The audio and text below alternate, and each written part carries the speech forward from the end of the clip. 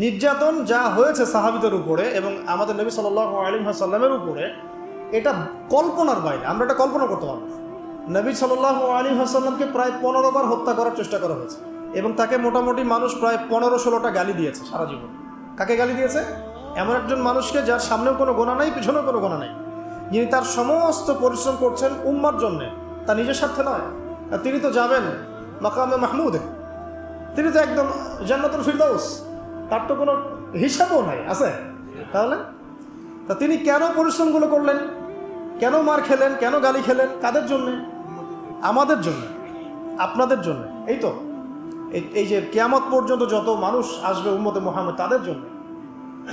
আর আমরা কেমন নাফরমান উম্মত, তার জীবনীও পড়ি না, তার সুন্নত আমল করি না, তার সুন্নত সম্পর্কে জানিও না, তার জীবনীটা পড়ারও চেষ্টা করি, বা তার রেখে যাওয়া যে দিন একটা আমানত, এই দিনটার খেদমতে কিছু করবো সেটাও করতে হবে।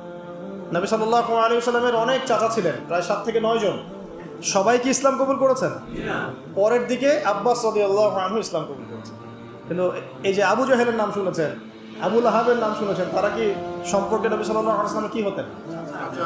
তার মানে দাওয়াত দিলে কাছের সব মানুষ ইসলাম কবুল করবে বা দাওয়াত গ্রহণ করবে জরুরি না, নাও করতে পারে, বরং শত্রুতাও করতে পারে, তাই তো? কিন্তু আমাদের শুরুটা হবে এভাবে। এরপরে নবী সাল্লাল্লাহু আলাইহি ওয়াসাল্লামকে আল্লাহ পাক ওহী করলেন, সূরা শুআরার মধ্যে আছে, ওয়ানজির আশিরাতাকাল আকরাবিন। এবার তোমার বংশের আত্মীয় স্বজনকে দাওয়াত দাও। বংশ আছে না আমাদের সবার? বংশের আত্মীয় স্বজন সবাইকে নবী সাল্লাল্লাহু আলাইহি ওয়াসাল্লাম সাফা পাহাড়ের নিচে ডেকেছেন। কোন পাহাড়? সাফা মারওয়া দেখেছেন কিনা? যারা গিয়েছেন দেখেছেন হয়তো। সাফা তো আর আগের মতো নাই, এটা এখন গ্লাস দিয়ে বন্ধ করা আছে। তো সাফা পাহাড়ের পাদদেশে নবী সাল্লাল্লাহু আলাইহি ওয়াসাল্লাম এই ইয়া মা'আশারাল কুরাইশ সবাইকে ডেকেছেন, ডেকে বলেছেন, আমি যদি তোমাদেরকে বলি এই পাহাড়ের পিছনে সেনাবাহিনী আছে, তোমাদেরকে আক্রমণ করবে, তোমরা কি বিশ্বাস করবে আমার কথা? সবাই বলছে হ্যাঁ করবো, কেন করবো না? তুমি হচ্ছে আল আমিন, সত্যবাদী, তুমি সবসময় সত্য কথা বলো, তোমার কথা কেন বিশ্বাস করবো না? তখন তিনি বললেন যে তোমরা কুলু লা ইলাহা ইল্লাল্লাহ তুফলিহুন, তোমরা সবাই বলো যে আল্লাহ ছাড়া প্রকৃত কোনো মাবুদ নাই, তাহলে সফল হয়ে যাবে। ব্যাস, এই বলার সাথে সাথেই নবী সাল্লাল্লাহু আলাইহি ওয়াসাল্লামকে পাথর মারা শুরু। আবু লাহাব কে মেরেছে প্রথম? ওই জন্যই তো সূরা নাজিল হলো, তাব্বাত ইয়াদা আবি লাহাবিন ওয়া তাব। ব্যাস, এই হলো শুরু। তারপরে নবী সাল্লাল্লাহু আলাইহি ওয়াসাল্লাম নবুয়তের বয়স কত? 23 বছর। কত বছর? এই 23 বছরের মধ্যে মক্কায় ছিলেন কত বছর বলেন? 13 বছর। আর মদিনায় 10। এই প্রথম 13 বছর মক্কায় ছিলেন। প্রথম 13 বছরের প্রথম 3 বছর তিনি এইভাবে গোপনে দাওয়াত দিয়েছেন। কত বছর? 3 বছর। আমরা তো 3 দিন দাওয়াত দিয়ে হাবশায় যাই, তাই না? প্রথম 3 বছর আল্লাহর নবী গোপনে দাওয়াত দিয়েছেন, গোপনে গোপনে, individually, man to man, door to door. তারপরে তিনি প্রকাশ্যে দাওয়াত দেওয়া শুরু করলেন। আর যখনই প্রকাশ্যে দাওয়াত দেওয়া শুরু করলেন, ব্যাস তখনই তার উপরে অমানবিক সব নির্যাতন নেমে আসে। আমরা উমরা সফরে একবার মক্কায়, একবার মদিনায়, 2 বার আমরা জামাত আগে যেতে পারি নাই, কাতারের সামনে যেতে পারি নাই। তো তাপমাত্রা দেখলাম সেদিন প্রায় 44 ডিগ্রি তাপমাত্রা, 44 কি 42 ডিগ্রি তাপমাত্রা, প্রচণ্ড গরম। তো বাধ্য হয়ে একদিন মক্কায় আমাদেরকে রাস্তায় নামাজ পড়তে হয়েছে। রাস্তা মানে হারামের মধ্যেই, যারা হজ উমরা করেছেন তারা তো জানেন, হারামের সাথেই রাস্তায়। ওটা ওখানকার একটা কমন বিষয়, নামাজের আজান হয়ে গেলে মানুষ দাঁড়িয়ে যায়, রাস্তায় দাঁড়িয়ে, হারামের। মদিনা তো একই অবস্থা। তো ওই গরমের মধ্যে আর জায়গা না পেয়ে রাস্তায় একদিন দাঁড়াতে হলো। দাঁড়াতেই, জায়নামাজের উপরে দাঁড়াতে আমাদের হিমশিম খেতে হচ্ছে, মনে হচ্ছে পা পুড়ে যাবে। তার উপর রুকু করা, সিজদা করা, তাশাহুদের শেষ বৈঠক, কপাল লাগানো। তখন একজন সাহাবীর কথা মনে পড়ছিল, বেলাল রাদিয়াল্লাহু আনহু। কোন সাহাবী? বেলাল রাদিয়াল্লাহু আনহু। এটা তো কিছুই না, তাকে মরুভূমির গরম বালির মধ্যে শুইয়ে উপর থেকে চাবুক মারা হয়েছে, তার উপর বুকে পাথর চাপা দেওয়া হয়েছে। তো নির্যাতনের, আমরা আসলে নির্যাতনের নও জানি না। এই যে আমাদের জেল, জুলুম, তারপরে গুম, এগুলো কিছু না। নির্যাতন যা হয়েছে সাহাবীদের উপরে এবং আমাদের নবী সাল্লাল্লাহু আলাইহি ওয়াসাল্লামের উপরে, এটা কল্পনার বাইরে। আমরা এটা কল্পনা করতে পারবো না। আমরা এই যে পৃষ্ঠার মধ্যে এগুলো পড়ি খালি, পড়লে তো আর আপনি আমরা তো ফিল করতে পারবো, অনুভব করতে পারবো। যারা ওই সময় ছিলেন, দেখেছেন, তারা বুঝবে, তাই না বিষয়টা? নবী সাল্লাল্লাহু আলাইহি ওয়াসাল্লামকে প্রায় 15 বার হত্যা করার চেষ্টা করা হয়েছে এবং তাকে মোটামুটি মানুষ প্রায় 15-16টা গালি দিয়েছে সারা জীবন। কাকে গালি দিয়েছে? এমন একজন মানুষকে যার সামনেও কোনো গোনা নাই, পিছনেও কোনো গোনা নাই, যিনি তার সমস্ত পরিশ্রম করছেন উম্মার জন্যে, তার নিজের স্বার্থে নয়। আর তিনি তো যাবেন মাকামে মাহমুদে, তিনি তো একদম জান্নাতুল ফিরদাউস, তার তো কোনো হিসাবও নাই, আছে? তাহলে তা তিনি কেন পরিশ্রমগুলো করলেন, কেন মার খেলেন, কেন গালি খেলেন? কাদের জন্য? আমাদের জন্য, আপনাদের জন্য। এই তো এই যে কিয়ামত পর্যন্ত যত মানুষ আসবে উম্মতে মুহাম্মদ, তাদের জন্য। আর আমরা কেমন নাফরমান উম্মত, তার জীবনীও পড়ি না, তার সুন্নত আমল করি না, তার সুন্নত সম্পর্কে জানিও না, তার জীবনীটা পড়ারও চেষ্টা করি, বা তার রেখে যাওয়া যে দিন একটা আমানত, এই দিনটার খেদমতে কিছু করব, সেটাও করতে পারি। আপনারা যদি কখনো হজ বা উমরা করতে যান, অবশ্যই রাসূল সাল্লাল্লাহু আলাইহি ওয়াসাল্লামের রওজায় তো যাবেন সালাম দিতে। যদি আপনার মধ্যে সততা থেকে থাকে, আপনি দেখবেন যে আপনার সালাম দিতে লজ্জা লাগবে, লজ্জা পাবেন। আমরা লজ্জা পাই দূরে দাঁড়িয়ে সালাম দিতে। কোন মুখ নিয়ে সামনে যাবেন? নবী সাল্লাল্লাহু আলাইহি ওয়াসাল্লাম কি ওখানে মৃত? এটা তো একটা আকীদার বিষয় মনে করেন। আল্লাহ নবী সাল্লাল্লাহু আলাইহি ওয়াসাল্লাম তার কবরে আল্লাহ রাব্বুল আলামিন যেভাবে রেখেছেন সেভাবে জীবিত। সালাম দিলে তিনি সালামের উত্তর দেন। আপনি যখন সালাম দিবেন, আসসালামু আলাইকা আইয়ুহান নবী ওয়া রাহমাতুল্লাহি ওয়া বারাকাতুহু, এই সালাম তার কাছে পৌঁছে দেওয়া হবে, তিনি উত্তর দিবেন। কিভাবে দিবেন সেটা তো আমার বোঝার বাইরে, আমার বুঝের মধ্যে আসবে না। আসবে? তো এখন তিনি তো ওখানে আছেন, শুয়ে আছেন, তা আমি যাচ্ছি ওখানে, সালাম দিচ্ছি, কোন মুখ নিয়ে সালাম দিচ্ছি? নবীজি যদি কখনো বলেন কিয়ামতের মাঠে আমাদেরকে, তোমরা আমার দিনের জন্য কি করেছো? আজকে হাউসে কাউসারে পানি তো খেতে আসছো, তোমরা আমার দিনের জন্য কি করেছো? তোমরা আমার দিনের জ্ঞান কতটুকু অর্জন করেছো? দিনের জন্য কতটুকু দাওয়াতি কাজ করেছো? কতটুকু আল্লাহর রাস্তায় জিহাদ করেছো? কি করেছো? আমরা কি অ্যান্সার দেব? এগুলো আমাদেরকে ফেস করতে হবে। তো আজকে থেকে 100 বছর পরেই হোক, 1000 বছর পরেই হোক, ফেস করতে হবে কিনা? তাহলে যদি আমরা এমন কিছু করে তার সাথে সাক্ষাৎ করতে পারি যাতে তিনি আমাদেরকে নিয়ে গর্ব করেন, এটা উত্তম না? আল্লাহ পাক আমাদেরকে তার দিনের জন্য এমন কিছু করার তৌফিক দান করুন যাতে তিনি, মানে আমাদের নবী সাল্লাল্লাহু আলাইহি ওয়াসাল্লাম এবং তার রব আল্লাহ রাব্বুল আলামিন আমাদেরকে নিয়ে গর্ব করতে পারেন। অন্যথায় আমরা এই মুখ কাকে দেখাবো? তো সাহাবীরা এই বিষয়টা বুঝেছিলেন বলেই এত চরম জুলুম নির্যাতন সহ্য করেছেন হাসি মুখে।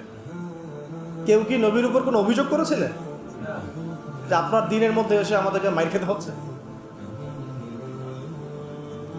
আর আমরা যখন দাওয়াতি কাজ করি, সামান্য একটু বিপদ আসলেই মানুষ যে রিয়াক্ট করে, ভাই ঠিক আছে, এর আগে দাওয়াতি সফরে গেছে, আর যাওয়ার দরকার নেই, মানে সরাসরি তো বলতে পারে না, ঘুরাই ফিরাই ফোনও রিসিভ করে না। কেউ যদি আল্লাহর রাস্তায় দাওয়াতের কাজ, দিন প্রতিষ্ঠার কাজ করতে যায়, তার উপর বিপদ আপদ আসে, বিপদ আপদ আসার আগ পর্যন্ত পিছনে থাকে, বিপদ আপদ আসলে আর পিছনে কাউকে পাওয়া যায়। এমন অনেক ওলামায়ে কেরাম বলেছেন যে আমরা জেলখানায় ছিলাম, আমাদেরকে দেখতে পানি পর্যন্ত দিতে যায় না, অথচ যখন আমরা বয়ান করতাম আমাদের বয়ানের সাথে সাথে বলতো ঠিক। বুঝতে পারছেন যে বাংলাদেশের অবস্থা?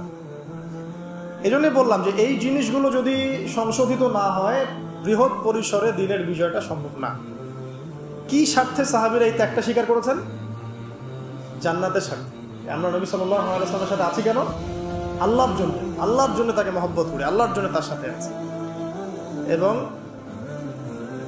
অবর্ণনীয় নির্যাতন, মানে নির্যাতনের কথাগুলো বললে এখানেই আর কি অনেক সময় চলে যাবে। কোনো সাহাবীর চামড়া পুড়িয়ে দেওয়া হয়েছে, কোনো সাহাবীর জ্বলন্ত আগুনের মধ্যে শুইয়ে দেওয়া হয়েছে, কোনো সাহাবীকে পৈতৃক সম্পত্তি থেকে বঞ্চিত করা হয়েছে, কোনো সাহাবীকে ঘরের মধ্যে বন্দি করে রাখা হয়েছে, কোনো সাহাবীকে শুল দণ্ড দিয়ে হত্যা করা হয়েছে। একজন মহিলা সাহাবীকে মহিলাদের যে লজ্জাস্থান, এখানে বর্ষা ছিলেন, বর্ষা, চোখা বর্ষা, এই বর্ষা নিক্ষেপ করে হত্যা করা হচ্ছে। সে সাহাবীর নাম সুমাইয়া রাদিয়াল্লাহু আনহা, সুমাইয়া রাদিয়াল্লাহু আনহা। তো তাদের স্যাক্রিফাইসের সামনে আমাদের স্যাক্রিফাইসের কোনো দাম আছে? এই নির্যাতন চলতে থাকলো প্রায় প্রায় ধরেন 6 থেকে 7 বছর। কত বছর? অমানবিক নির্যাতন। এর মধ্যে আরো 3 বছর তাদেরকে সমাজ থেকে বয়কট করে দেওয়া হবে। সমাজের কেউ তাদের সাথে মিশবে না, কথা বলবে না, ব্যবসা করবে না, বিয়ে শাদী করবে না, কিছুই করবে না। মনে করেন আপনাদের এই কয়েকজন মানুষকে যদি সমাজ থেকে বয়কট করে দেওয়া হয়, বাড়িঘর থেকে সব উচ্ছেদ করে দেওয়া হয়েছে, তাহলে এখন কি করবেন? কিভাবে চলবেন? খাবেন কি? কোথায় থাকবেন? 3 দিনে আমরা অস্থির হয়ে যাবো। 3 দিনে হবে না? 3 দিন কেন, 3 ঘন্টায় অস্থির হয়ে যাবো। আর তাদেরকে এইভাবে বয়কট করে রাখা হয়েছে 3 বছর। কত বছর? এই 3 বছর তারা ছিলেন শিয়ারে আবু তালেব। আবু তালেব, চাচা আবু তালেবের পাহাড় ছিল, ওই পাহাড়ের পাদদেশে তারা থাকতেন। এত ফ্লেক্সিবল ছিল না লাইফটা। তাঁবুর নিচে থাকতেন। ওই সময় তারা ব্যক্তিত্বের পরিচয় দিয়েছেন। কেউ কেউ খাবার দিয়ে যেত, উট চালিয়ে দিত যে উটটা খাবার নিয়ে যাক। হামজা রাদিয়াল্লাহু আনহু বলতেন, এরকম অনুদানের খাবারের আমাদের দরকার নেই, খাবার খাই না, আল্লাহ যখন আমাদের ব্যবস্থা করবেন তখন। এই সময় কোনো কোনো ক্ষেত্রে এমন হয়েছে যে তারা গাছের ছাল পাতাও খেয়েছে। গাছের ছাল আছে না, ছাল পাতাও খেয়েছে। ওই সময় অনেক সাহাবী গর্ভবতী ছিলেন, সন্তান প্রসব হয়েছে, বাচ্চাকে দুধ দিতে পারছিলেন না। আপনারা কি অনুভব করতে পারছেন সিচুয়েশনটা কেমন ছিল? আমিও আসলে ব্যাখ্যা করতে পারছি না। তো এই অবস্থা ছিল 3 বছর। এরপরে আল্লাহ রাব্বুল আলামিনের পক্ষ থেকে সাহায্য আসলো, এই বয়কটটা উঠে যায় অলৌকিকভাবে। তাদের চুক্তিনামাটা আল্লাহ পাক পোকা দিয়ে খাইয়ে দিয়েছেন। কাবার মধ্যে লটকানো ছিল। এই পুরো বিষয়গুলোর পিছনে কারা ছিল? আবু জেহেল, আবু লাহাব, উতবা, শাইবা, রাবিয়া, আশনাক বিন শারিক, এরকম কিছু নেতা। তো এই নেতারা কি নবীকে দেখে নাই? নবীর কোরআন তেলাওয়াত শোনে নাই? সাহাবীদেরকে দেখে নাই? নবী সাল্লাল্লাহু আলাইহি ওয়াসাল্লাম কি তাদেরকে দাওয়াত দেন নাই? তাদের কি দুনিয়াবি সম্পত্তির অভাব ছিল? তাদের কি রাজনৈতিক ক্ষমতার অভাব ছিল? নবীজি উল্টা বলেছিলেন, আপনারা যদি ইসলাম কবুল করেন, শুধু আরব না, পুরো বিশ্বের শাসনকর্তা হবে, শাসনভার হবে। পরবর্তীতে ইসলাম সারা বিশ্বে ছড়িয়ে পড়েছিল না? যে উমর রাদিয়াল্লাহু আনহু প্রথম দিকে এক পর্যায়ে নবী সাল্লাল্লাহু আলাইহি ওয়াসাল্লামের বিরুদ্ধে চলে গিয়েছিলেন, তাই না? একটা বর্ণনা আছে না যে তাকে হত্যা করার জন্য খোলা তরবারি হাতে গিয়েছিলেন। ওই উমর রাদিয়াল্লাহু আনহু যখন ইসলাম কবুল করলেন, আল্লাহ পাক তাকে খলিফা বানিয়ে দেন নাই? এটা নবীজি বুঝাচ্ছিলেন, আপনারা যদি ইসলাম গ্রহণ করেন, আমার চাচারা শুধু আরবের না, আজমের রাজত্ব পাবে। শুধু লা ইলাহা ইল্লাল্লাহ সাক্ষী দেন, ব্যাস। তারা এটা কেন করলো না? কারণ এটা করলেই তাদের দুনিয়াবি স্বার্থ নষ্ট হয়ে যাবে। তাদের এই মূর্তি কেন্দ্রিক ব্যবসা, তাদের পলিটিক্যাল ক্ষমতা, নবীর আনুগত্য করতে হবে। হ্যাঁ, তখন সবাই ধনী গরিব সমান হয়ে যাবে, মানুষে মানুষে কোনো ভেদাভেদ থাকবে না। ঠিক আছে? ওদের মন গড়া অর্থনীতি চলবে না, ওদের মন গড়া সংস্কৃতি চলবে না। এক কথায় কোরআন এবং সুন্নাহর সামনে আত্মসমর্পণ করবে। ব্যাস, এই কারণেই তো তারা করলো না। এখনো সারা বিশ্বে যারা করছে না, এইগুলো কারণ না? এছাড়া কোনো কারণ আছে? এইগুলোই কারণ। বুঝবেন, সিরাত শুধু পড়বেন না, সিরাতটাকে এই বর্তমান প্রেক্ষাপটের সাথে মেলাবেন। এখন সিরাত থেকে কিভাবে শিক্ষা নিব? এখন সিরাত থেকে আমরা কোন শিক্ষাটা নেব, কিভাবে নেব? এখন তো সেই উটের যুগ নাই। এখন আপনি এয়ারক্রাফটে চলছেন। ঠিক আছে? এখন তো সেই আপনার ঘোড়ায় আপনি চড়ছেন না, আপনি বাস ট্রাকে চড়ছেন, ইত্যাদি কারে চড়ছেন। কিন্তু দেখবেন পলিসিগুলো কিন্তু চেঞ্জ হয় না। প্রযুক্তি পরিবর্তন হয়েছে, কিন্তু নীতি নৈতিকতা, পলিসিগুলো কিন্তু চেঞ্জ হয়। একই বিষয় ঘুরে ঘুরে আসবে, কিন্তু শুধু প্রযুক্তিগত পার্থক্য আসবে। যে দোয়া আপনি পড়তেন ওই সময়, ওই যুগে সাহাবীরা ঘোড়ায় উঠে বা গাধার পিঠে উঠে বা বাহনের পিঠে উঠে, ওই একই দোয়া আপনি পড়ছেন এখন প্রাইভেট কারে উঠে। মানে আপনার, যেটা আমি বোঝাতে যাচ্ছি যে পলিসি কিন্তু চেঞ্জ হয় নাই, চেঞ্জ হয়েছে কি? প্রযুক্তি, অবস্থান, সময়, এতটুকু। তাহলে সিরাতের শিক্ষা কি ওই যুগে চলবে, এই যুগে চলবে না? তাহলে ওই যুগে যেভাবে সিরাত থেকে দিন প্রতিষ্ঠা হয়েছে, এই যুগেও ওইভাবেই হবে, কিন্তু হয়তো প্রযুক্তিগত কিছু পার্থক্য থাকবে, পদ্ধতিগত কিছু পার্থক্য থাকবে, সুন্নাহ থাকবে একই। তাই না? তা সুন্নাহ প্রথম শিখলাম কি, একটু মনে করা দিই, আগে ইলম অর্জন, আগে কি কোন কিসের ইলম? যে ইলম আপনাকে আল্লাহর দিকে নিয়ে যাবে, কোরআন হাদিস ইসলামের মৌলিক জ্ঞান। এরপরে আপনি যে কোনো জেনারেল শিক্ষাও শিক্ষিত হতে পারেন, কোনো সমস্যা নেই। যে জ্ঞান আপনাকে উপকৃত করবে ব্যাস, এবং আল্লাহর দিকে নিয়ে যাবে। তারপরে ইলম অনুযায়ী আমল, রিজিকটা হালাল হতে হবে, এবং তারপরে শুরু করবো দাওয়াতি কাজ। কোথা থেকে? আগে নিজের মানুষ, কাছের মানুষ, তারপরে আস্তে আস্তে আমার আত্মীয় স্বজন, আমার বন্ধু বান্ধব, পাড়া প্রতিবেশী, এই তো। এরপরে আল্লাহ পাক যাকে যত বড় ক্ষমতা দিবেন, যত বড় মাকাম দিবেন, সে তত বড় জায়গা থেকে দিনের জন্য দাওয়াতি কাজ করবে।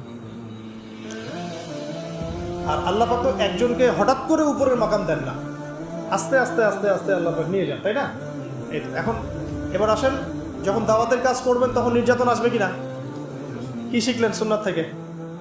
সাহাবীদের উপর এসে থাকলে আপনার আমার উপরেও আসবে। যদি না আসে, যদি কোনো রকমের কটাক্ষ, অপবাদ, গীবত, তহমত, সমালোচনা, জেল, গুম, হাবি জাবি, শারীরিক নির্যাতন, মানসিক নির্যাতন, এগুলো যদি কোনোটাই না আসে, বুঝে নেবেন এটা কোনো দাওয়াতি না, এটা কোনো দাওয়াতি না, এটা একটা গোলালু মার্কা দাওয়াত। সব তরকারিতেই চলে, গরুর গোশতেও গোলালু, এমনি সবজিতেও গোলালু। ওটা এমন দাওয়াত যে দাওয়াতটা সুরসুরি মার্কা দাওয়াত। আমার বক্তব্য মানে এড়িয়ে যাব, আমি বিপদ এড়িয়ে যেতে চাই, আমি দাওয়াতের কাজ করতে চাই, কিন্তু বাবা আমার গায়ে আমার জন্য কোনো কাদা না লাগে, খুব সতর্ক। এইসব দাওয়াতের নবী সাল্লাল্লাহু আলাইহি ওয়াসাল্লামের শিক্ষা। যখন হকপন্থী মানুষ কথাও বলবে বা কলমও ধরবে, তখন বিভিন্ন রকম কথাবার্তা আসবে সমাজে। এমন হতে পারে সবাই মিলে তাকে আক্রমণ করা শুরু করছে, এমনও হতে পারে। বিচক্ষণ জ্ঞানী মানুষরা এখান থেকেই বুঝে নেবে যে আল্লাহ পাক হয়তো সেই ব্যক্তিকে কবুল করেছে বলেই এটা হচ্ছে, হয়তো বা, আল্লাহ ভালো জানে। আর যদি দেখা যায় ইসলামিক দাওয়াতি কাজ করছেন, রেভলিউশন মুভমেন্ট, অনেক বড় বড় কথা বলছেন, কোনো রকমের না কোনো বিপদ আপদ, না বলা মুসিবত, না কোনো গালি, না কোনো গিবত, তহমত, কিছুই নাই, বুঝতে হবে যেখানে হয় দাল মে কুছ কালা হয়, অথবা ইহা পে পুরি দাল হি কালা। কথা বুঝতে পারছেন? তো তাই বলে আবার এমন কিছু বলছি না যে নিজের ঘাড়ে বিপদ ডেকে নিয়ে আসবেন, এটাও ইসলামের সুন্নত নয়। উদউ ইলা সাবিলি রাব্বিকা বিল হিকমা, আল্লাহ রাব্বুল আলামিনের পথে মানুষকে প্রজ্ঞার সাথে ডাক। তো প্রজ্ঞাটা কি? প্রজ্ঞা মানে কি কাপুরুষতা? প্রজ্ঞার হিকমতের দোহাই পেরে আমি জায়নিস্টদের এগেনস্টে কোনো কথা বলতে পারবো না, হ্যাঁ, ইহুদি খ্রিস্টান সভ্যতার বিরুদ্ধে কোনো কথা বলতে পারবো না, আমি প্যালেস্টাইন ইস্যু নিয়ে কোনো কথা বলতে পারবো না। এটা কি প্রজ্ঞার পরিচয় না কাপুরুষতার পরিচয়? তাহলে কোনটা প্রজ্ঞা, কোনটা কাপুরুষতা, এটাও বুঝতে হবে। এখন দাওয়াতের অঙ্গনে নেমে আমি বুঝেছি যে বহু মানুষ এই হিকমা শব্দের দোহাই দিয়ে কাপুরুষ হয়ে গেছে। হিকমার দোহাই দিচ্ছে, এদিকে সে কাপুরুষতাকে লুকাতে চাচ্ছে, সে নিজের কাপুরুষতাকে হিকমা শব্দের আড়ালে লুকাতে চাচ্ছে। আমরা সত্য মিথ্যা খোলামেলা বলবো, আমাদের বলা পর্যন্তই তো দায়িত্ব। এখন আপনার আমার হাতে তো কোনো পাওয়ার নাই যে আপনি ইম্পোজ করবেন কিছু। এখন আপনি অন্যায় দেখলে মুখ দিয়ে প্রতিবাদ করতে পারবেন, আর সেটাও না পারলে অন্তর দিয়ে ঘৃণা করতে পারবেন, কিন্তু অন্যায় দেখলে আপনি এখন হাত দিয়ে পিটাতে পারবেন না। আপনাকে পিটানোর এখন অথরিটি দেওয়া হয় না, দেওয়া হয়েছে? যাদের সে অথরিটি আছে তারা যদি না পিটায় তারা গুনাহগার হবে, হবে কি না? যাদের এই অধিকার অথরিটি আল্লাহ পাক দিয়েছেন তারা যদি ওই হাত দিয়ে প্রতিবাদ না করে তারা গুনাহগার হবে। কারণ আমার হাতে হাতের ক্ষমতা নাই, মুখের ক্ষমতা আছে, এটা আছে তো অ্যাটলিস্ট। তো বাস আপনি মুখ দিয়ে হকটাকে স্পষ্ট করুন, এটা আমাদের দায়িত্ব। সিরাত থেকে শিখলাম। তখন কি হবে? নির্যাতন আসবে, শিয়ারে আবু তালেবের মতো অবস্থাও হতে পারে। এবার কি, একটু ধৈর্য ধরেন, এখান থেকে শেষ করে দেব। এবার দেখেন কিভাবে টেবিল ঘুরে যাচ্ছে। এই চরম নির্যাতন, নিপীড়ন, খাবারের কষ্ট, শারীরিক কষ্ট, মানসিক কষ্ট, এর মধ্যে আবার আল্লাহ নবী সাল্লাল্লাহু আলাইহি ওয়াসাল্লামের যে মক্কার শেল্টার চাচা আবু তালেব, তিনিও ইন্তেকাল করলেন। আবু তালেব তিনিও ইন্তেকাল করলেন। এই চাচা ইসলামের জন্য যা করেছেন আমরা সারা জীবন এখন করতে পারিনি, বিশ্বাস করছেন না? চাচা আবু তালেব ইসলামের জন্য যা করেছেন আমরাও এখন সেটা করতে পারি নাই। তিনি শুধু কালিমাটা পড়েন নাই, সুবহানাল্লাহ। তাহলে কালিমার মূল্য বুঝি আমরা একটু। আল্লাহ পাক যে আমাদেরকে কালিমা পড়ার তৌফিক দিয়েছেন, আমরা কত সৌভাগ্যবান, আল্লাহ আমাদেরকে কত মহব্বত করেন সেটা একটু বোঝার চেষ্টা করেন। একজন ব্যক্তি নবী সাল্লাল্লাহু আলাইহি ওয়াসাল্লামকে খাবার, বাসস্থান, আপনার সামাজিক সাপোর্ট, অর্থনৈতিক সাপোর্ট সব দিয়েছেন। এবং বাবা ইন্তেকাল করার পরে, মা ইন্তেকাল করার পর, দাদা ইন্তেকাল করার পর তিনি তাকে মানুষ করেছেন। প্রায় কত বছর, প্রায় 30-40 বছর আল্লাহ নবী তার আন্ডারেই ছিলেন। সেই মানুষটা কালিমা পড়তে পারে আল্লাহ, সেই মানুষটা ইন্তেকাল করলেন ওই বছরেই, তার মাত্র 6 মাসের মধ্যেই। কোনো বর্ণনা আসছে 7 দিন, আর কোনো জায়গায় আসছে 6 মাস। তার মধ্যে নবী সাল্লাল্লাহু আলাইহি ওয়াসাল্লামের প্রিয়তম স্ত্রী কে, খাদিজা রাদিয়াল্লাহু আনহা, তিনিও ইন্তেকাল করলেন। সিচুয়েশনটা বুঝতে পারছেন কত খারাপ? নবী সাল্লাল্লাহু আলাইহি ওয়াসাল্লাম প্রচুর এই বছরটাকে বলা হয় আমুল হুজন। কি বলা হয় বলেন? আমুল হুজন মানে কষ্টের বছর, কষ্টের উপর কষ্ট, কষ্টের উপর কষ্ট। তো এখন আল্লাহ পাক তো দেখছেন তার হাবিব কষ্ট পেয়েছেন, পাচ্ছেন কিনা? আল্লাহ পাক তাকে এখন খুশি করাতে চাইলেন। এই খুশি করানোর জন্য আল্লাহ রাব্বুল আলামিন তাকে এই মাটি থেকে সরাসরি আরশ পর্যন্ত নিয়ে গেলেন। এই মেরাজের ঘটনা ঘটে। মেরাজের ঘটনায় গিয়ে নবী সাল্লাল্লাহু আলাইহি ওয়াসাল্লাম এত যে অলৌকিকত্ব দেখলেন, জান্নাত জাহান্নাম, আল্লাহ পাকের সাথে কথা বলা, ওহী প্রাপ্ত হওয়া, বারজাখে কার কি শাস্তি হচ্ছে দেখছেন, জেরুজালেমে ওখানে গিয়ে নামাজ পড়লেন, নবীদেরকে নিয়ে নামাজ পড়লেন। তো এটাতে তিনি তার যে ব্যথা, শোক, এগুলো ভুলে গেলেন। স্বাভাবিক তো, যদি কোনো ব্যক্তি আল্লাহ পাকের সাথে কথা বলার সৌভাগ্য লাভ করে, তার মনের মধ্যে আর কোনো কষ্ট থাকবে কখনো? সব কিছু ভুলে গেলেন নবী সাল্লাল্লাহু আলাইহি ওয়াসাল্লাম এই মেরাজ। মেরাজের আলোচনা মেরাজের সময় হবে ইনশাআল্লাহ। তো মেরাজের ওখানেই কিন্তু 5 ওয়াক্ত নামাজও ফরজ হলো। কত ওয়াক্ত? আচ্ছা, মেরাজে এটা বলে নেই, মেরাজের 3টা হাদিয়া দেওয়া হয়েছে স্পেশাল। কয়টা? এক, এই যে 5 ওয়াক্ত নামাজ, যেটা উম্মতে মুহাম্মাদের এখন 80% মানুষ পড়ে। আল্লাহ ভালো করে, যেই নবী মেরাজে গিয়ে এটা হাদিয়া নিয়ে আসলেন, ওই নবীর হতভাগা উম্মত নামাজ পড়ে না। আবার ইহুদি খ্রিস্টান মাইট দিলে তখন আবার বলে, কেন মাইট দিচ্ছ আল্লাহ? আমাদের উপরে বিপদ কেন আসবে? আসবেই তো বিপদ, আরো বেশি আসবে। মাইট তো আরো খাইতে হবে, নামাজই তো ছেড়ে দিছে, আসবে কি না? ইহুদি খ্রিস্টানরা যত বড় পাপী হবে, ওরা অত শক্তিশালী হবে, জানেন? আর আমরা যত বেশি পাপ করব তত মাইট খাবো। দুজনের অবস্থা আলাদা, উল্টা।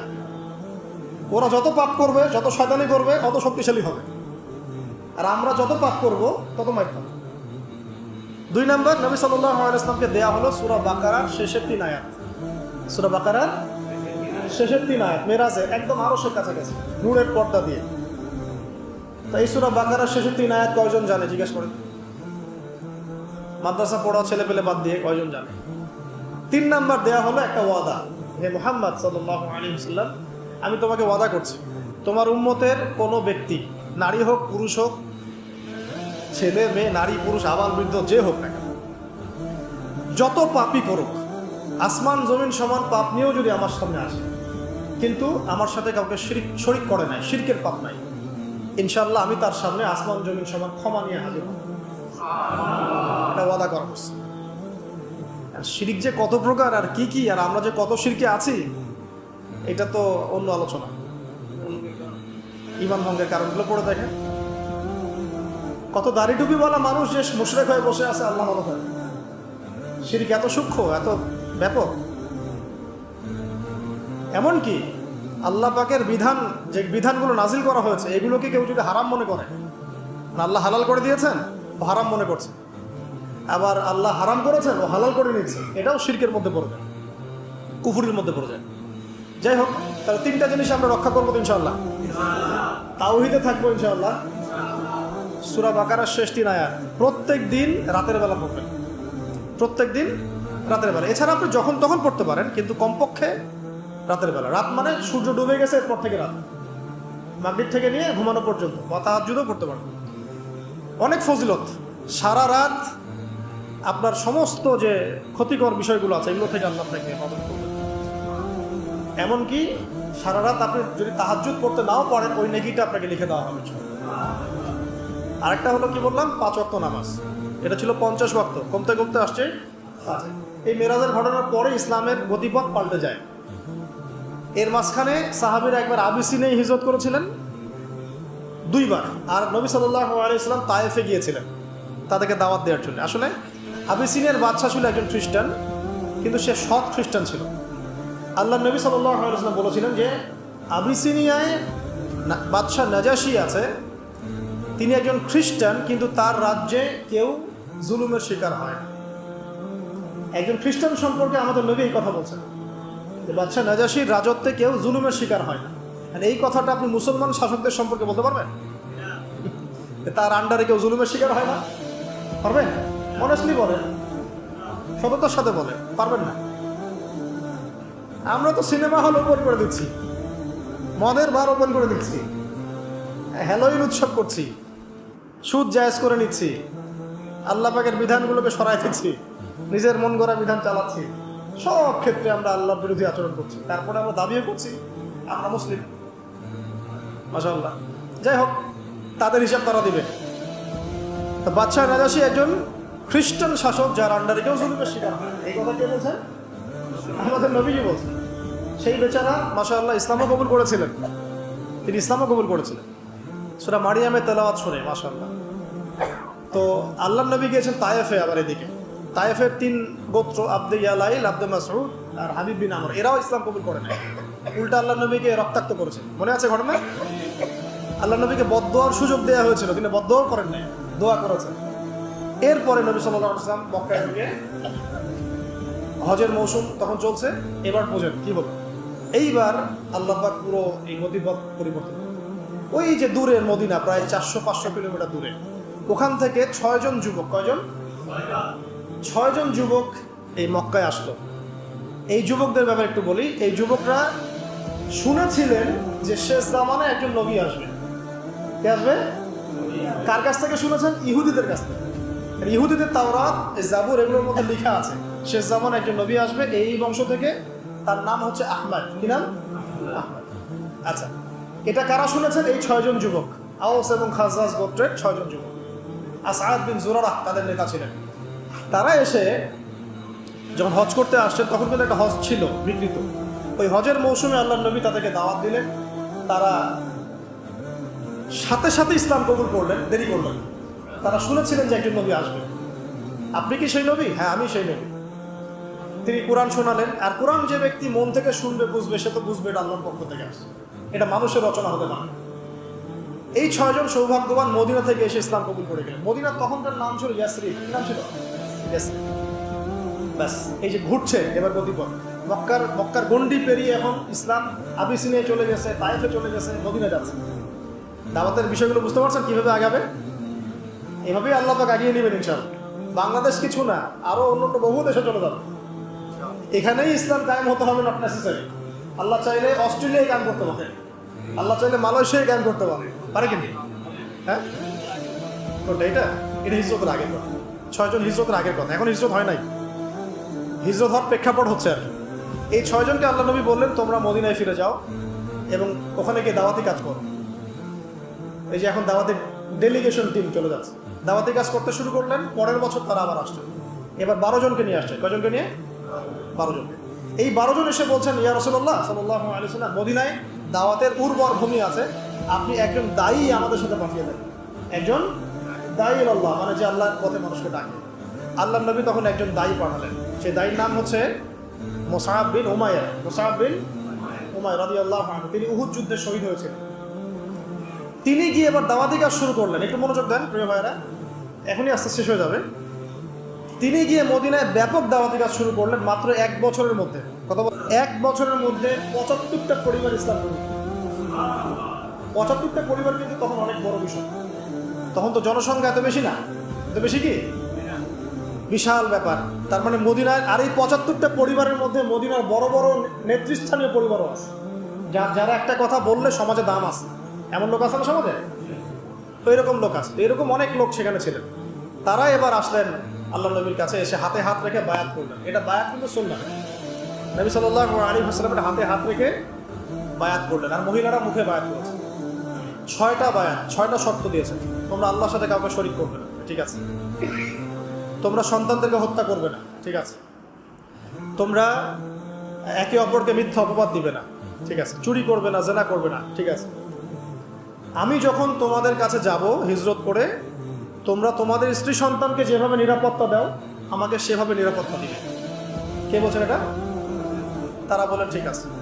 বলার পরে বলছেন, ফামা লানা ইযা ফাআলনা যালিকা ইয়া রাসূলুল্লাহ, আমরা যদি এটা করি তাহলে কি পাবো, এই কাজগুলো যদি আমরা করি কি পাবো, আমাদের কি মানে ফজিলত কি? নবীজি বলছেন আল জান্নাহ, জান্নাত। এই সময় আয়াত নাযিল হয়েছে সূরা তাওবার ওই আয়াতটা, ইন্নাল্লাহা আশতারা মিনাল মুমিনিনা আনফুসাহুম ওয়া আমওয়ালাহুম বিআন্না লাহুমুল জান্নাহ, এই আয়াতটা পড়ুন 111 নম্বর। তো বাস এবার যে হিজরত, আল্লাহ নবী এখন হিজরত করে চলে গেলেন মদিনায়, কারণ মক্কায় পরিবেশ ভালো না, তায়েফে ভালো না, তাই না? এখন আল্লাহ পাক বলেন মদিনায় চলে যান। হিজরত করতে দিবে না এটা নিয়ে কত সমস্যা, তাকে আটকায় রাখা হচ্ছে, হত্যা করার চেষ্টা করা হচ্ছে। তিনি সাহাবীদেরকে আগে পাঠিয়ে দিলেন, তারপরে আবু বকর রাদিয়াল্লাহু আনহুকে নিয়ে হিজরত করলেন। হিজরত করার সময় নবীজি কত বিচক্ষণ ছিলেন দেখেন। তিনি জানেন, আল্লাহ পাক তাকে জানিয়ে দিয়েছেন যে তোমার বাসা ঘিরে রেখেছে।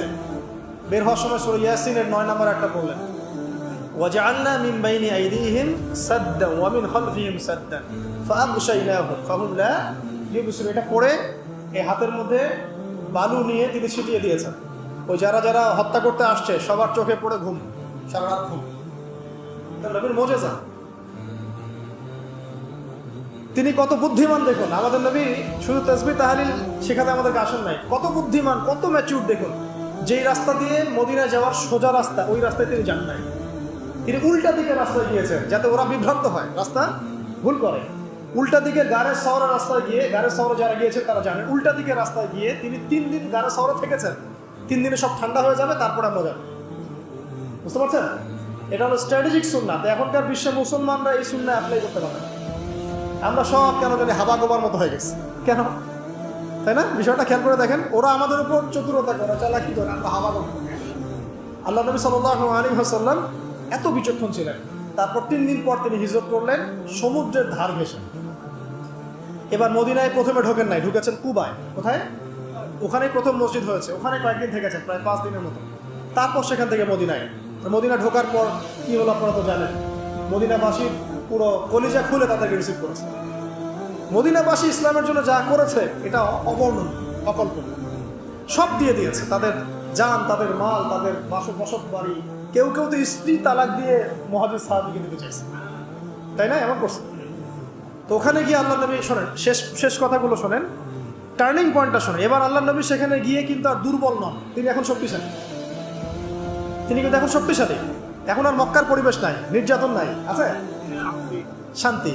প্রথমে তিনি যেটা করলেন, সেখানে একটা মসজিদ নির্মাণ করলেন। তার মানে আমাদের দ্বীনের প্রচারের জন্য মার্কাজ লাগবে। এরকম মার্কাজ ছিল মক্কাতেও, দারুল আরকাম, মনে আছে? ওখান থেকে দিন শেখানো হতো। ওটাই আবার নববী।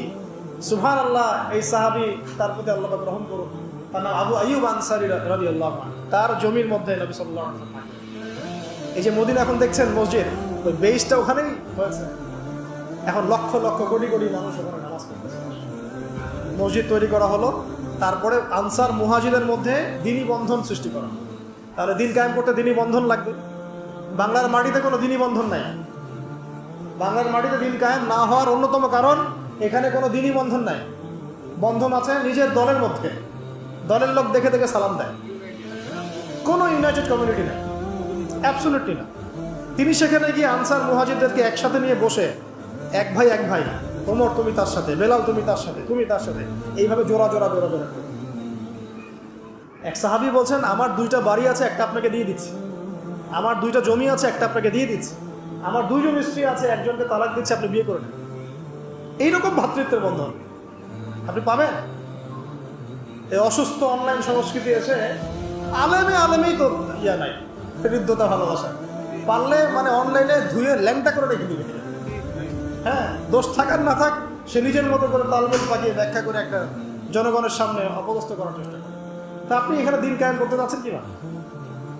এটা তো অসম্ভব টাস্ক মনে হয় আমার কাছে। ওই হৃদ্যতা, ভালোবাসা দেখেন। আর ওই সাহাবী বলছেন, আমার এগুলোর দরকার নাই, বরং বাজার কোথায় আমাকে দেখিয়ে দাও। সাহাবী নাম আব্দুর রহমান বিন আওফ রাদিয়াল্লাহু আনহু। তো হৃদ্যতা, ভালোবাসা না থাকলে দিন প্রতিষ্ঠা হবে না। আমাদের ভালোবাসা, হৃদ্যতা এখন গোত্রে গোত্রে ভাগ হয়ে গেছে।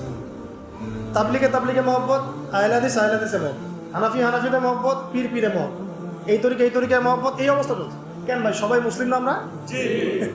সবার প্রতি মহব্বত রাখা যায় না? সব ঘরানার মধ্যেই কিছু ভালো জিনিস আছে, আছে কি নাই?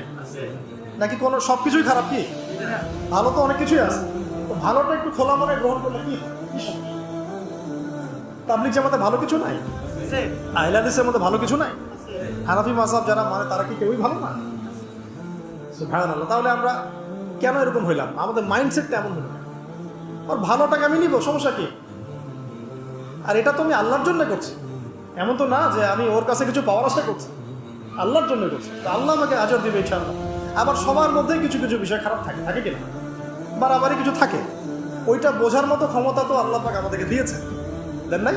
আল্লাহ পাক আপনাকে বিবেক দিয়েছেন, জ্ঞান দিয়েছেন, আলেম ওলামা দিয়েছেন। আপনি পরামর্শ করলেই তো বুঝতে পারবেন যে কোন বিষয়গুলো একটু খারাপ, তো ওগুলো বাদ দেন, ছেড়ে দেন। ছেড়ে দিয়ে যদি আমরা একটা ইউনাইটেড প্ল্যাটফর্ম ক্রিয়েট করতে না পারি, যদি আগামী 50 বছরও না পারি, 50 বছরও এই জমিনে দিন কেন ট্রাই করতে থাকেন, দেখেন কি। আমার মন্তব্য বলে দিলাম, আমারটা আমি বলে দিলাম, আপনি চেষ্টা করে দেখেন। এভাবে বিভক্ত উম্মাহ কখনো ঐক্যবদ্ধ শক্তি হতে পারে। আমাদের বিরুদ্ধে ইহুদি খ্রিস্টানরা কি বিভক্ত ঐক্যবদ্ধ? ওদের মধ্যে মত পার্থক্য নেই, ওদের মধ্যে দলাদলি নাই, সবই আছে। তারপরে ওরা একটা জায়গায় ঐক্যমত যে মুসলমানদেরকে পৃথিবী থেকে ধ্বংস করে, ব্যাস ওরা যা করতো মানে বিজয়ের রাত প্রান্তে। এই অবস্থাটাকে পরিবর্তন করতে হলে একটা বিশাল মানে ম্যাসাকার দরকার, সেটা করবেন ইমাম মাহদী ইনশাআল্লাহ। উনি একদম শেকড় কেটে ফেলে দিবেন, এত সুরসুরি দাওয়াত উনি দিবেন না। উনি এসে একদম দাওয়াতের সাথে জিহাদ চলবে, পুরো বিশ্বে দেখবেন তখন একটা মালহামা চলতেছে, যদি আমরা বেঁচে থাকি ওই পর্যন্ত। মানে বিশ্বের প্রেক্ষাপট পরিবর্তন হতে বড় বড় যুদ্ধের প্রয়োজন হয়, এমনি এমনি বিশ্বের প্রেক্ষাপট পরিবর্তন হয় না। প্রথম বিশ্বযুদ্ধের ঘটনা জানেন? তার আগের বিশ্ব আর প্রথম বিশ্বযুদ্ধের পরের বিশ্ব এক না। দ্বিতীয় বিশ্বযুদ্ধের আগের বিশ্ব আর দ্বিতীয় বিশ্বযুদ্ধের পরের বিশ্ব এক না। ওইরকমই এই তৃতীয় বিশ্বযুদ্ধের আগের এই যে বিশ্ব চলছে, এর পরের বিশ্বটা এক থাকবে না ইনশাআল্লাহ। ওইটা মুসলমানদের বিশ্ব হবে ইনশাআল্লাহ, এটা নিশ্চিত। আমরা অ্যাটলিস্ট হলফ করে বলতে পারি ইনশাআল্লাহ এটাই ইনশাআল্লাহ। কিন্তু এখন আমাদের এই যে সিরাত থেকে শিক্ষাগুলো নিতে হবে। কেউ না করে নাই, আমি আমারটা করি, আমার জায়গা থেকে আমি চেষ্টা করি। এবার হৃদ্যতার বন্ধন হয়েছে, ইহুদিরা ওখানে আছে, ইহুদিরা তো মহাবত, ওদের সাথে একটা এখন সন্ধি চুক্তি হতো, মদিনা সনদ যেটা আমরা বলি। ওইখানে আবার আব্দুল্লাহ বিন উবাইয়ের অনুসারী হয়ে গেল, ওরা আবার মুনাফিক। ওখানেও কিন্তু শান্তি নাই, ওখানে আরো ভিতর অন্য শত্রু আছে, ইহুদি আছে, আমার এখানে আছে মুনাফিক। এইভাবে চলতে থাকলো। এবার আল্লাহ পাক যখন আয়াত নাজিল করলেন যে তোমরা এখন সশস্ত্র যুদ্ধ করতে পারো, মানে কেতাল বা যুদ্ধের আয়াতগুলো নাজিল হলো। কোথায় নাজিল? মক্কা না মদিনায়? ওই অবস্থায় এবার সারিয়া অভিযান যুদ্ধগুলো হতে থাকলো। এই হতে হতে বদর যুদ্ধ কিন্তু প্রথম সশস্ত্র যুদ্ধ নয়। বদর যুদ্ধের আগে অনেক সারিয়া হয়েছে। সারিয়ার গাজওয়া পার্থক্য বুঝতে হবে। সারিয়া মানে যে অভিযানগুলো সামরিক, কিন্তু সেখানে আল্লাহর নবী নিজে উপস্থিত ছিলেন না, অন্য সাহাবীকে দায়িত্ব দিয়ে পাঠিয়েছে। আর গাজওয়া মানে যে যুদ্ধে আল্লাহর নবী নিজে উপস্থিত থেকে যুদ্ধ করেছেন, বুঝতে পারছেন? তখন প্রথম বেশ কয়েকটা সারিয়া হওয়ার পরে একটা কাফেলার ঘটনাকে কেন্দ্র করে বদরের মাঠে প্রথম গাজওয়া বদর হয়ে গেল। মুসলমানরা কিন্তু ওটা প্রস্তুতি নিয়ে যায় নাই যুদ্ধ করতে, এটা ভুল। অনেকে ভুল মনে করে। আমরা ফুল প্রিপারেশন নিয়ে যুদ্ধ করতে যাইনি। কিন্তু দুইটা ঘোড়া নিয়ে কি কেউ যুদ্ধ করতে যায়? দুইটা ঘোড়া, উট নাই, একটা উটও নাই, মাত্র দুইটা ঘোড়া, 313 জন সাহাবী। তারা গিয়েছেন ওই কাফেলা, আবু সুফিয়ানের কাফেলাকে অ্যাটাক করার। কিন্তু এদিকে আবার আবু জেহেল ওদের হাজার হাজার সৈন্য নিয়ে চলে আসছে। বদরের মাঠে গেলে বুঝতে পারবো। তারপরে নবী সাল্লাল্লাহু আলাইহি ওয়াসাল্লাম তখন দোয়া করছেন আল্লাহর কাছে, আল্লাহ আজকে যদি এই 313 জন মানুষ বা 313 জন সাহাবী এই মুসলমানরা এখানে মারা যায়, তাহলে ইসলামের নাম নেওয়ার মতো আর পৃথিবী থেকে থাকবে না। তুমি আজকে আমাদেরকে সাহায্য করো। এই বলে কান্নাকাটি করছেন নবী সাল্লাল্লাহু আলাইহি ওয়াসাল্লাম। চাদর পরে গেছেন, আবু বকর রাদিয়াল্লাহু আনহু চাদর উঠাই দিলেন, দিয়ে বলেন হাসবুকা ইয়া রাসূলুল্লাহ, অনেক হয়েছে আল্লাহ রাসূল, আল্লাহ আপনার দোয়া কবুল করবেন ইনশাআল্লাহ, আমরা আপনার সাথে আছি, চলেন। নবীজি পরামর্শ করছেন আমরা কি যুদ্ধ করবো না। তখন আনসারী সাহাবীরা বলছেন যুদ্ধ করবো না মানে আপনি যদি আমাদেরকে বলেন উত্তাল সমুদ্রে লাফ দিতে, তাও লাফ দিব ইনশাআল্লাহ। এরকম অনুসারী না হলে হয়? এরকম অনুসারী আছে কোন কোন জামাতের মধ্যে? আপনি খুঁজে দেখেন তো। আহলে হাদিস বলেন আর সালাফি বলেন আর হানাফি বলেন আর পীরপন্থী বলেন আর তাবলীগ বলেন, এরকম অনুসারী? সুবহানাল্লাহ। আর এরকম আমির বা কোথায় পাবেন? ওই আমির, ওই মামুর, ওই বায়াত, ওই ইতাআত তো নাই। বিক্ষিপ্ত না আমরা সবাই? এই বিক্ষিপ্ত অবস্থাটাই আমাদের দুর্বলতার জন্য প্রধান কারণ। আল্লাহ পাক যেন আমাদের এই যুব সমাজকে একটা ব্যানারে একত্রিত হওয়ার তৌফিক দান। আল্লাহ পাক এই খেদমতটা যে করতে পারবে উম্মার জন্য ইনশাআল্লাহ বিশাল একটা খেদমত, বিশাল খেদমত। তবে এটা করতে গেলে আপনার চতুর্দিক থেকে আপনাকে গালিগালাজ শুনতে হবে, এটাও হতে হবে। বাঙালি জাতির মধ্যে কাজ করছে। আল্লাহর নবী কি বললেন? আল্লাহ তুমি আমার সাহাবীদের প্রতি রহম করো, আল্লাহ তোমার গায়েবী সাহায্য নাজিল করো। আল্লাহ পাক ইমিডিয়েটলি তখন সেখানে 1000 ফেরেশতা পাঠিয়ে দিলেন। সৈন্য লাগে, ফেরেশতা চলে আসছে। যুদ্ধের কি ফলাফল তা তো জানলেন। একদম আবু জেহেল থেকে শুরু করে যত বড় বড় কাফের সব শেষ। 70 জন বড় বড় কাফের শেষ। 70 জন বন্দী হলো। মুসলমানদের মধ্যে মাত্র 14 জন শহীদ হয়েছে। কতজন? এই 14 জনের নামের ফলক বদরের মাঠের পাশে আছে, দেখবেন 14 জন নামের ফলক।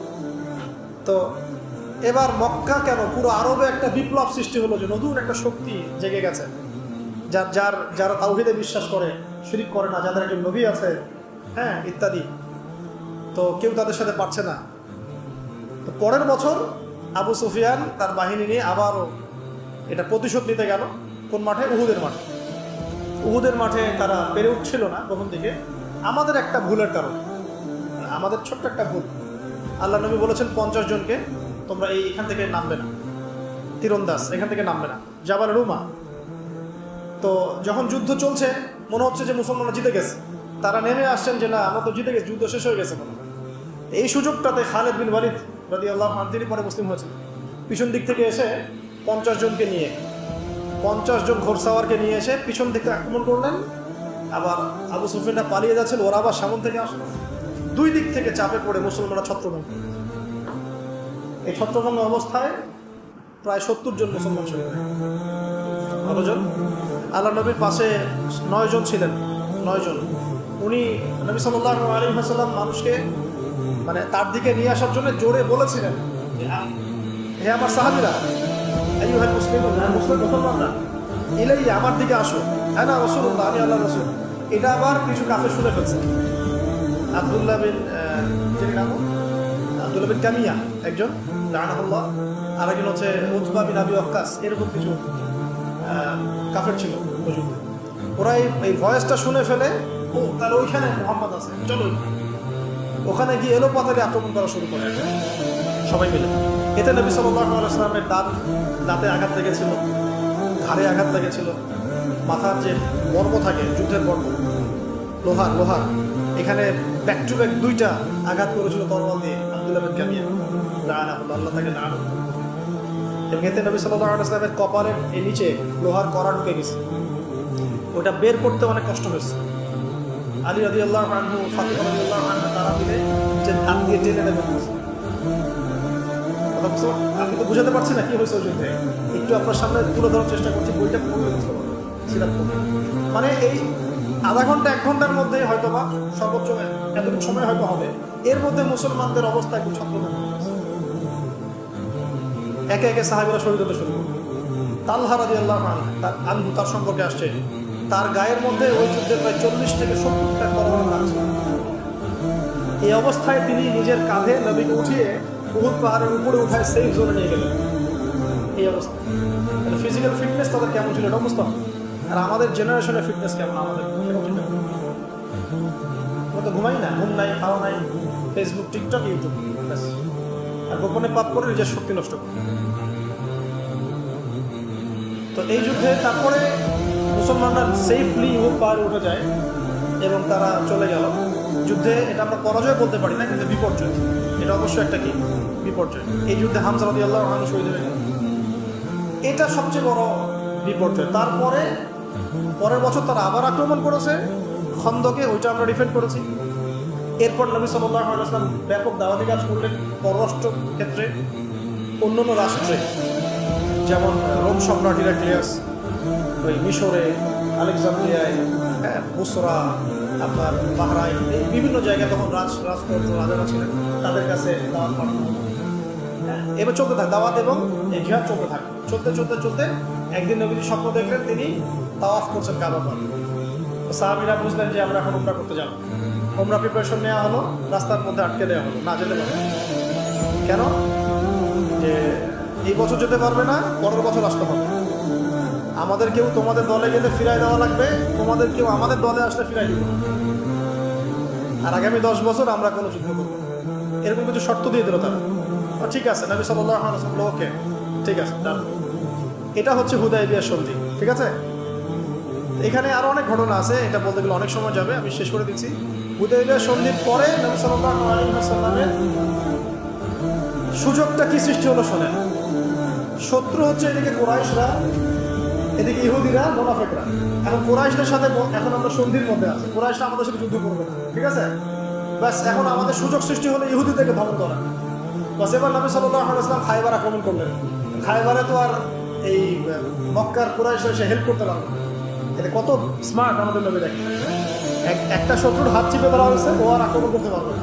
বাস এখন ওকে আক্রমণ করা, বাস ওকে আক্রমণ করা। এভাবে একটা একটা করে ইহুদি গোত্র শেষ করে, বনু কুরাইজা, বনু কাইনুকা, বনু নদী সব বের করে দেওয়া হলো আরব থেকে। ইহুদি মুক্ত আরব। ওই আরব এখন দখল করতেছে ইহুদিরা। যে আরব নবী সাল্লাল্লাহু আলাইহি ওয়াসাল্লাম ইহুদি মুক্ত করলেন এবং ইন্তেকালের কয়েকদিন আগেও বলে গেছেন যে আমার মৃত্যুর পরে সব ইহুদি থেকে বের করে দিলেন।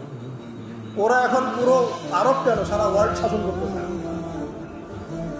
সেভাবে হুদায়বিয়া সন্ধির পরে চুক্তি হলো যে কেউ কারোর সাথে লড়াই করবে না, কিন্তু ওরা চুক্তি ভঙ্গ করলো। চুক্তি ভঙ্গ করার পরেই নবী সাল্লাল্লাহু আলাইহি ওয়াসাল্লাম প্রায় 12,000 সাহাবী নিয়ে মক্কা আক্রমণ করলেন, কাউকে কিছু না জানিয়ে। যেই মক্কা থেকে আমরা শূন্য হস্তে বিতাড়িত হলাম, মনে আছে? যেই মক্কায় আমরা নির্যাতনের পর নির্যাতন সহ্য করলাম, যেই মক্কায় আমাদেরকে বয়কট করলো, 3 বছর গাছের ছাল পাতা খেয়ে থাকলাম, সেই মক্কা আমরা বীরের বেশে বিজয় লাভ মাত্র 10 বছরের মধ্যে। কত বছর? তাহলে বুঝলেন কিভাবে আস্তে আস্তে আস্তে মক্কা বিজয়টা হবে। আর মক্কা বিজয় হওয়ার পরে আল্লাহ নবী সবাইকে গণহারে হত্যাও করেন নাই।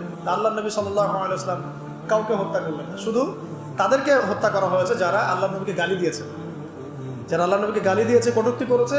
ইবনে খাতাল নামে এক ব্যক্তি ছিল, কাবা ঘরে গেলাত ধরেছিল, ওকে ওই অবস্থায় হত্যা করা হয়েছে। আর এটাকে কোনো ছাড় দেওয়া যায়? এসব পাপের কোনো ছাড় আছে?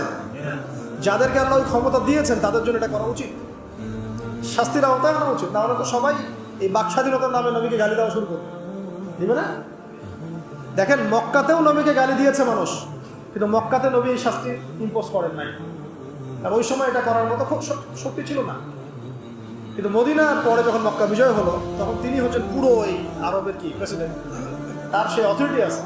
তাকে কেউ গালি দিলে তিনি অবশ্যই তখন তাকে শাস্তির আওতায় আনতে পারেন। তাদেরকে বাদ দিয়ে সবাইকে মাফ করে দেয়া, সবাইকে মাফ করে দেয়া। আনতুমুতুল্লাকা, তোমরা সবাই মুক্ত, যাও। লা তাসরিবা আলাইকুমুল ইয়াওম, আজকে তোমাদের উপর আমার কোনো রকম অভিযোগ কেউ বলতে পারবে কথা আল্লাহ নবী ছাড়া। ব্যাস এরপরে নবী সাল্লাল্লাহু আলাইহি ওয়াসাল্লাম বিদায় হজ করলেন, বিদায় হজ করে নিয়ে তারপরে মাত্র 81 কি 83 দিন তিনি বেঁচে ছিলেন। তারপরে তিনি এই দিনটাকে আমাদের হাতে আমানত রেখে চলে গেছেন। এখন বলেন আমাদের কাছে সিরাত থেকে অল্প সময় কি বুঝলাম? অনেক সারাদিন কথা বলা যেত এটা নিয়ে, যতটুকু পারলাম ছোট করার চেষ্টা করলাম। কিভাবে তাহলে নবী সাল্লাল্লাহু আলাইহি ওয়াসাল্লামের সুন্নাহ মাফিক দিন বিজয় হবে? তাহলে বলেন, আপনারাই বলেন প্রথমে কি করতে হবে তাহলে আমাদের? হ্যাঁ, অবশ্যই লেখাপড়া করতে হবে, জ্ঞান অর্জন করতে হবে, ইলমটা প্রথম। তারপরে আমাদের আমল করতে হবে। নিজে আমল না করে তো দাওয়াত দেওয়া যাবে না, যাবে? নিজে আমল করতে হবে, সুন্নাহ মাফিক চলতে হবে। তারপরে দাওয়াত দিতে হবে মানুষকে। দাওয়াতটা শুরু হবে আগে কাছের মানুষ থেকে, আস্তে আস্তে বড় পরিসরে যাবো ইনশাআল্লাহ। ঐক্য থাকতে হবে। প্রকাশ্য দাওয়াত মানে সব দাওয়াত খোলামেলায় দিতে হবে, তবে হিকমার সাথে, প্রজ্ঞার সাথে। এবং এই দাওয়াত দেওয়ার পরেই আসবে নির্যাতন, নিপীড়ন, আসবে কি না? তখন সবর করতে হবে, তখন প্রথমে সবর করতে হবে। প্রয়োজনে উপযুক্ত পরিবেশে হিজরতও করতে হতে পারে। একটা জায়গায় পরিবেশ নাই একদম, যে আবিসিনিয়ায় হিজরত করলেন সাহাবীরা, নবীজি মদিনায় গিয়ে হিজরত করলেন। মনে করেন একটা দেশের নাম হলো ভুটান, কথা বলছি, এক্সাম্পল দিচ্ছি। ওখানে দিনের পালনের কোনো পরিবেশই নেই, তো সেখান থেকে আপনি মালয়েশিয়ায় গিয়ে হিজরত করছেন, ওখানে পরিবেশ আছে। এই হলো একটা বিষয়, এই একটা অবস্থা।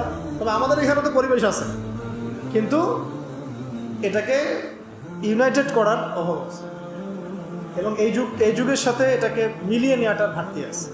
এগুলো ইনশাল্লাহ আস্তে আস্তে ঠিক হয়ে যাবে ইনশাল্লাহ, যদি আমরা সবাই ঐক্যবদ্ধ হওয়ার চেষ্টা করি, তো আমরা আমাদের জায়গা থেকে দায়িত্ব পালন করি। এভাবে দাওয়াতের কাজ চলতে থাকবে।